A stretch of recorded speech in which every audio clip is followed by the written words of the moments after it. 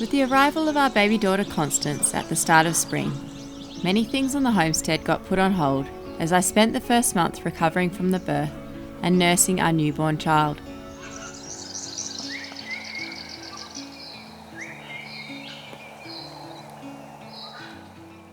One of the first things I did manage with Troy was to bury Constance's placenta and plant a fig tree on top of it in a dedicated space in our garden.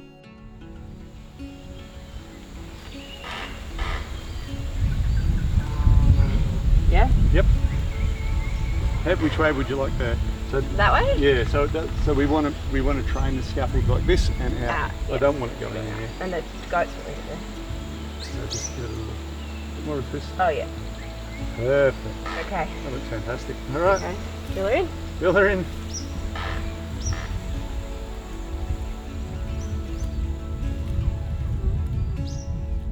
After about 6 weeks, I started to feel more comfortable moving around the property and tending, albeit at a much slower pace, to the animals and our garden.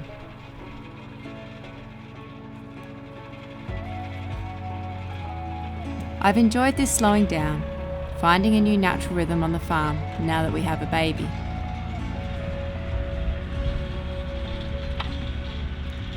I'm so grateful we made the choice to raise a family rurally on 9 acres in the southwest of Australia.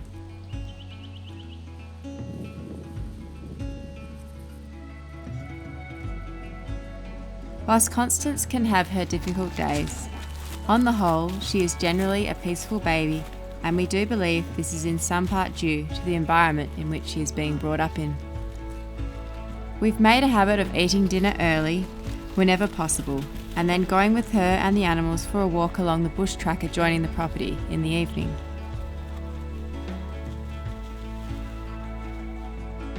This calms her down, ready for a bath, feed, and often a good night's sleep. She doesn't sleep through the night yet, waking up a couple of times for a feed, and then falling asleep quite quickly.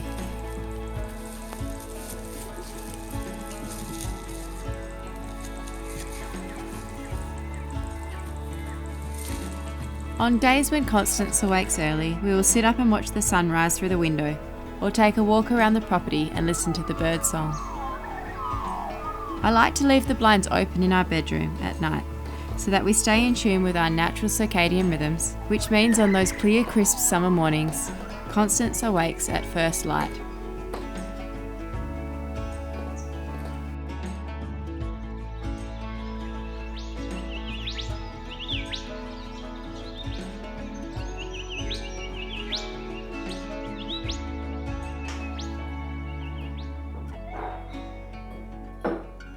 We try to keep our lives simple these days, basing our decisions on what we think's best for our family's health and well-being. Prioritising what we nourish ourselves with has become the most important factor in our lives. We collect rainwater, grow our own organic vegetables, as well as raise and harvest our own poultry, pork and goat meat. We also keep dairy animals and many chickens for pastured eggs.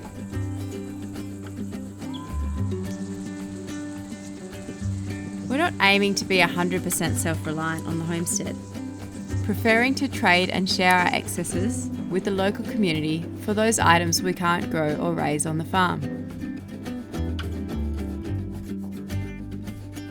We also purchase local honey and grass-fed beef from a nearby farm. We're hoping to get a beehive this year, and our dairy cow Astrid is in calf. Once born, we'll be learning how to milk Astrid and sharing her milk with the calf, which we will raise on our own pasture for our own grass-fed beef.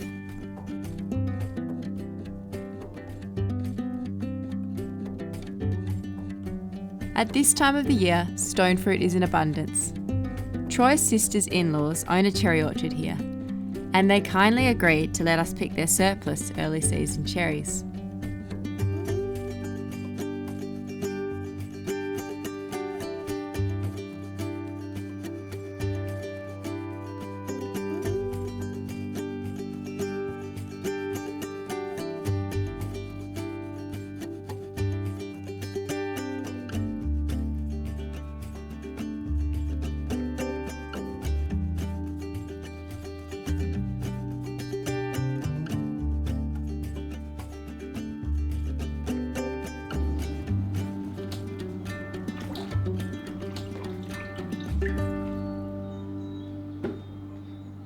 we got our hoard of cherries. I spent about an hour and a half picking them with Constance 2 days ago, and they're already starting to turn, some of them. Most of them are fine, but we need to preserve them straight away. That's the reason why we could actually go and pick those cherries.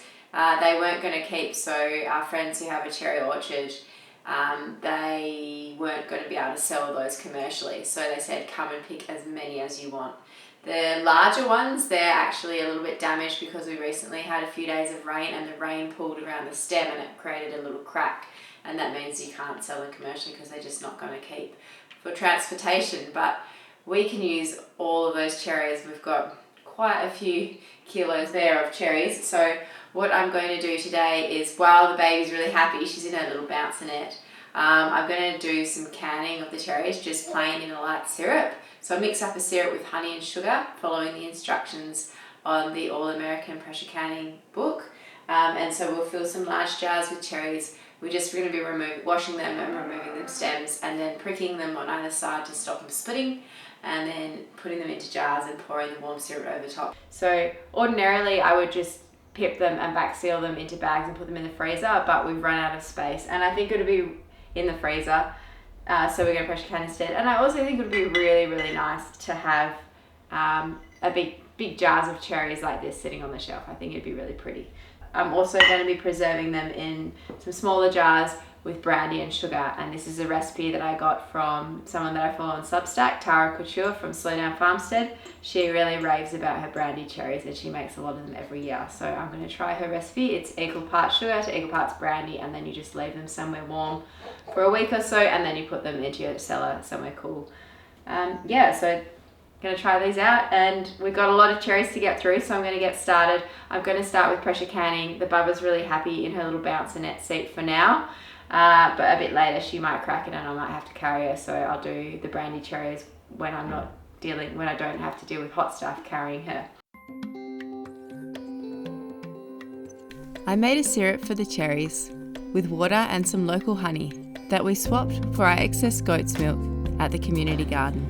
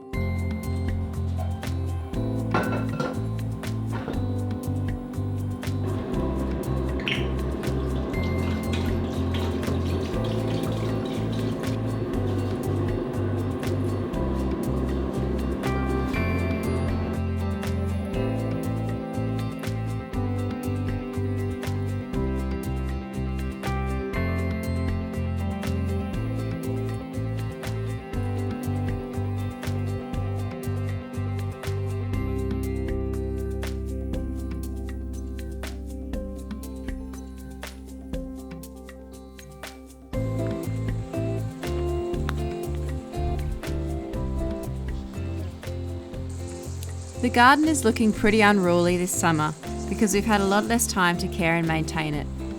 I sowed a lot of seeds in autumn and planted them over winter, ready for spring. Although they make the garden look a bit messy, they have attracted more pollinators and made for some lovely cut flower arrangements for the house and friends.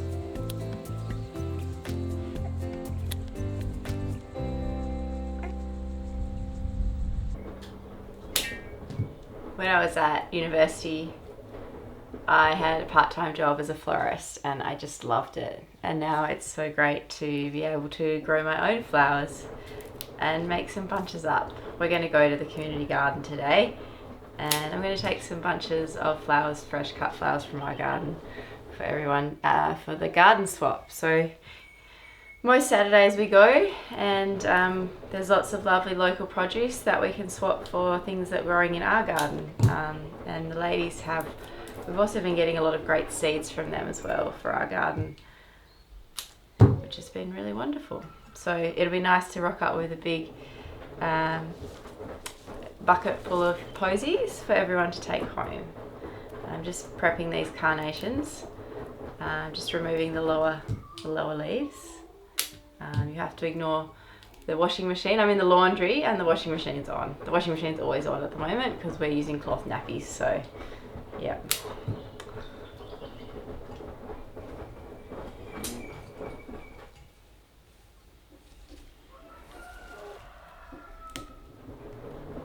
They do grow a little bit crazy shaped. I didn't actually have them staked, and so we'll see how the bunches go, but I didn't have the carnations staked in the garden. We'll see. So they didn't actually grow straight up, but we'll see how we go with these.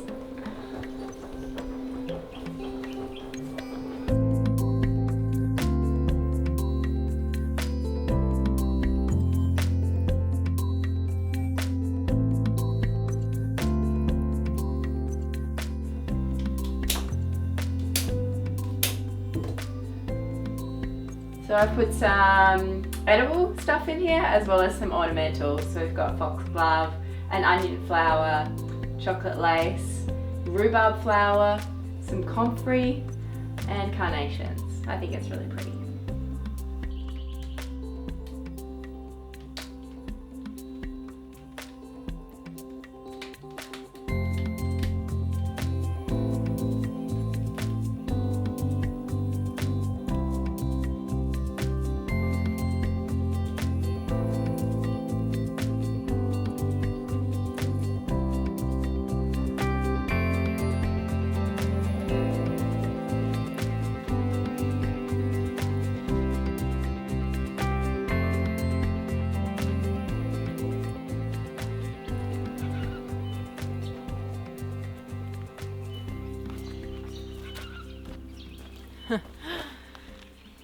It's November and everything's kind of gotten away from us in this garden that I planted out in autumn.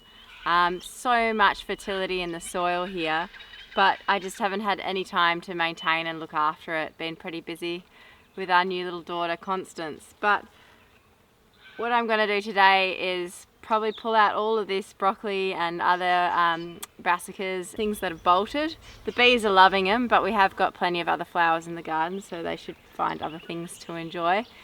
We've had a sensational broccoli harvest. This was purple sprouting broccoli and we've been picking it for the last 4 months. Really delicious, beautiful stems, sweet and spicy. Probably my favourite broccoli to grow. So yeah, definitely can recommend that one, and a really good harvest from that. Just kept on giving after we got the initial heads. We just kept on eating these shoots. But now they've all bolted and it's all flowering and it's time to remove it.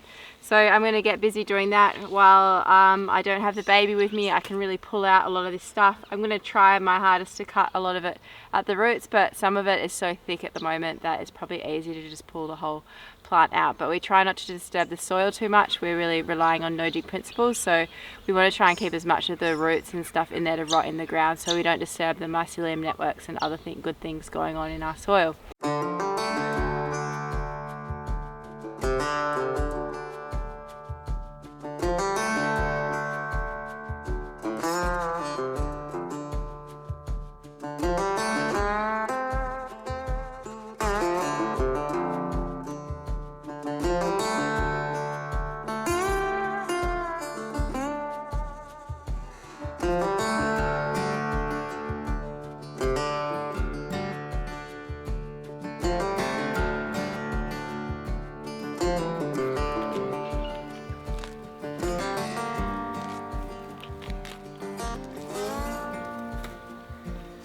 Well, that didn't take too long to get rid of everything, and the animals are enjoying it as long as they don't eat my flowers.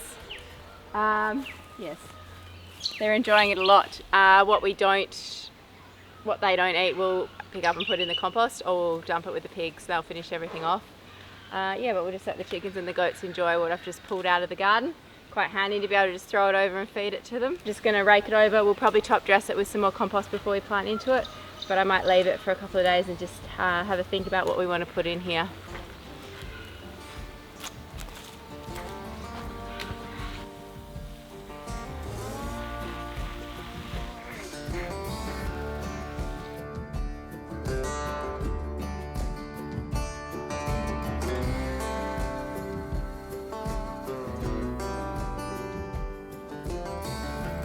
With Troy's sister coming round to babysit, we had a few hours to work together to harvest our vegetables and continue the cleanup in the other beds.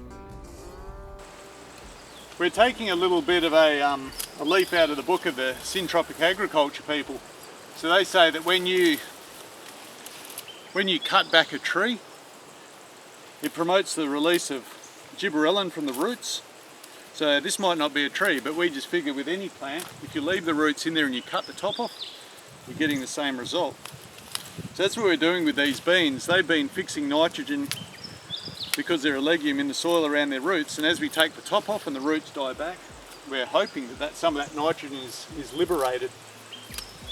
Broad beans are a good bioaccumulator, so they've been growing well. So all of this is just going to get chopped up and thrown back as a rough mulch when Pasky does a bit more harvesting here.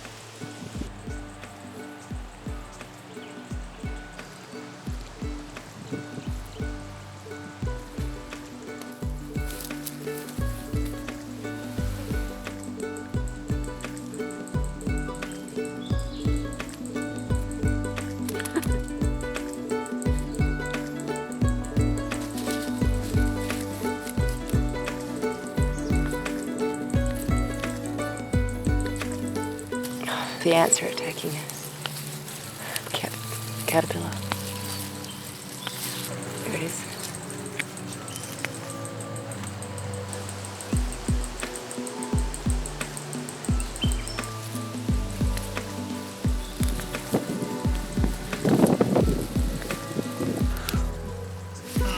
Parsnips, man. Getting them out is a mission.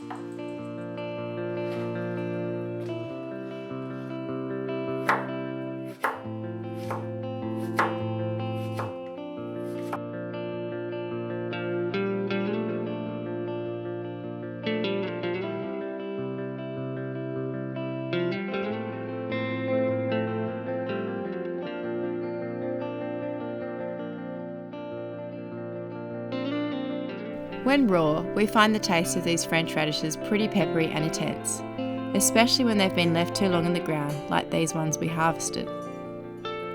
They are, however, still very delicious, thinly sliced and pickled in a vinegar with sugar, salt and aromatics such as bay leaf and pepper.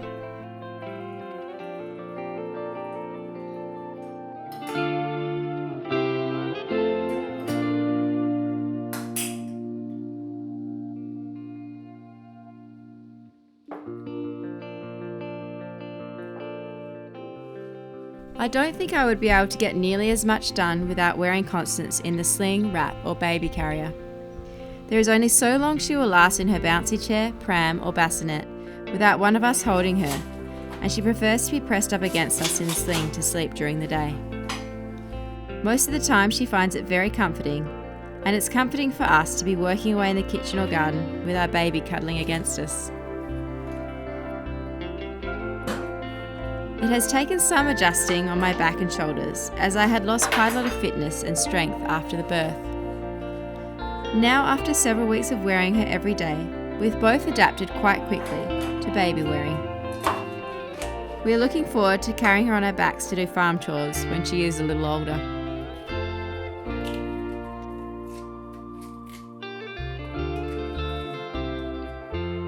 Another perk about baby carrying for us is that it helps with her potty training. We found that Constance does not like to go to the toilet when she is being carried in the sling or wrap, so offering her the potty before she goes in and afterwards when she comes out results in successful catches and a very dry nappy. If she goes to sleep in her bassinet for a nap, it's a lot harder to catch her wee when she awakes because we are often not there with her.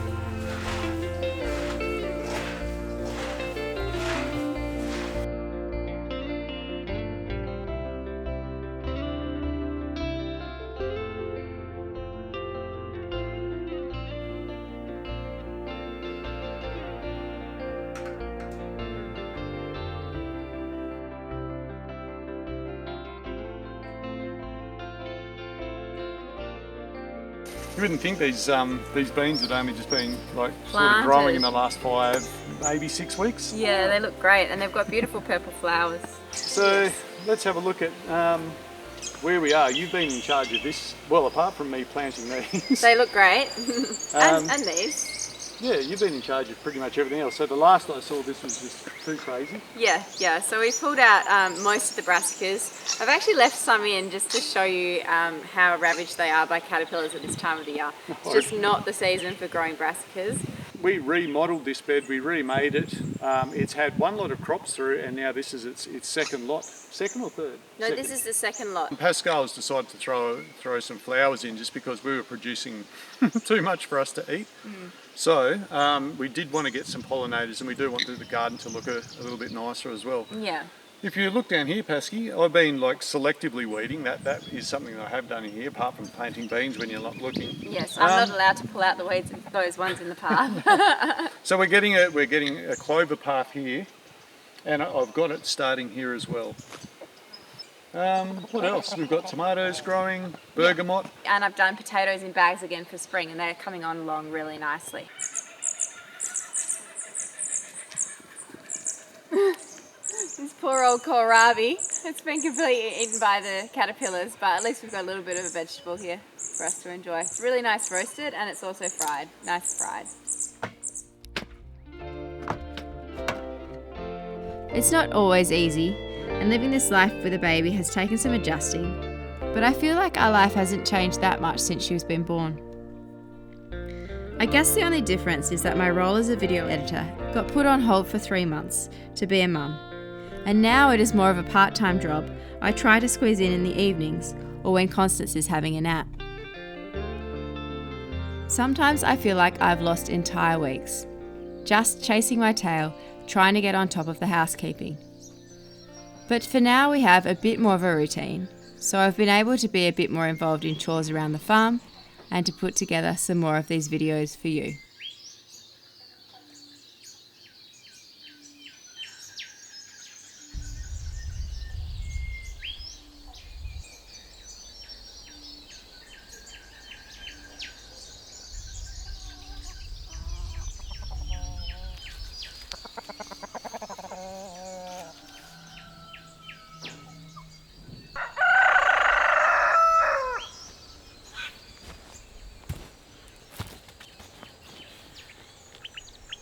So this is our renovated bed. It doesn't look like much yet, but I'm sure it's going to be booming in a couple of months' time at the end of summer. We're at the start of January now, so we've had 1 month of summer, and these plants have been in for about 7 weeks. We're already getting a cucumber harvest, and the tomatoes will be on their way very soon. They're all flowering and have got little fruits on them. So yeah, we'll see how the productivity goes in this bed. It certainly did extremely well over winter, and hopefully it does just as well over summer. We did dress it with a little bit more manure and some more hay, like mulch, which you saw me doing earlier in spring. Our little fig tree that we planted in spring with Constance's placenta underneath has got its first fruits for its first summer. So that's pretty exciting. It's doing really well in this dedicated spot. Troy cleaned out the goat enclosure and has put it in some deep mulch, so I think it's going to do really well for the rest of summer.